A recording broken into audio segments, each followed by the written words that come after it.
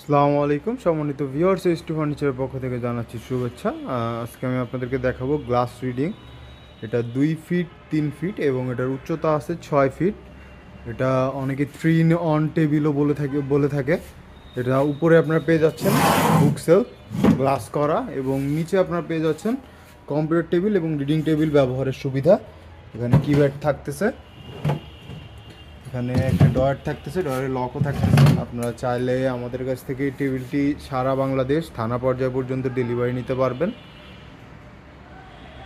এই টেবিলটির বর্তমান প্রাইস থাকতেছে আমাদের কাছে 6,500 টাকা।